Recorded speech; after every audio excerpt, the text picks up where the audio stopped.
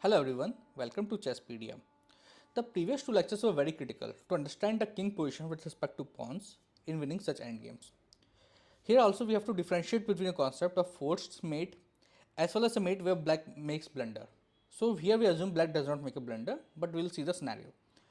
So most people will think that here we are 2 pawn up, black is 1 pawn, so we will simply exchange like this and we will win. Yes, it's true. Here it goes, black is forced to go here and it's a win for white, right? But suppose black plays a very cunning move here. It does not capture here.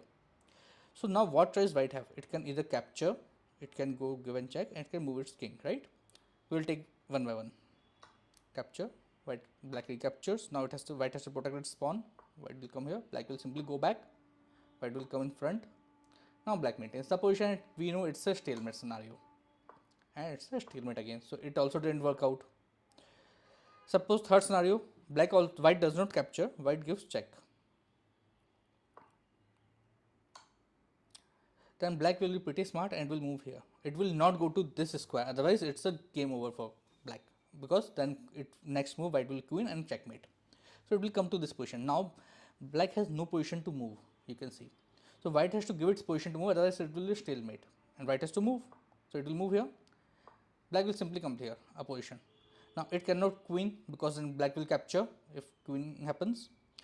So it goes here and black will simply keep on dancing like that.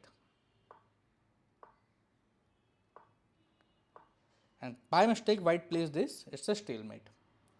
So let's go to the third scenario. Here it goes here, here.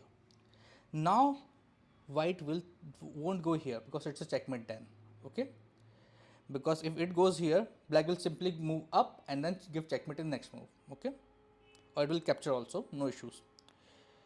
Here it will capture. Black has to capture, black maintains a position, and simply it's a stalemate again. So now you must be thinking, if we are in such a winning position, yet we are not able to win. So what is the winning move here?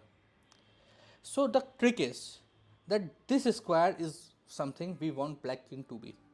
Now but black king keep dancing here and here. So we have to somehow restrict this square. Now which piece can restrict this square? Not the pawns obviously. So that means our king can restrict, right?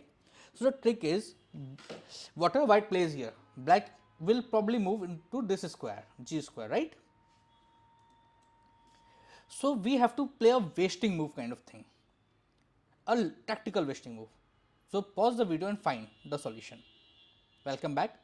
I hope you were able to find the solution. The move is this one.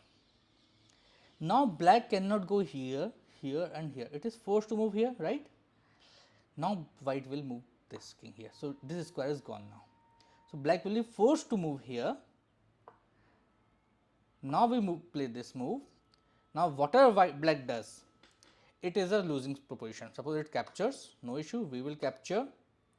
It will come here, will go here, it will go here, and it's a queen afterwards and win. Suppose it decide not to capture, it simply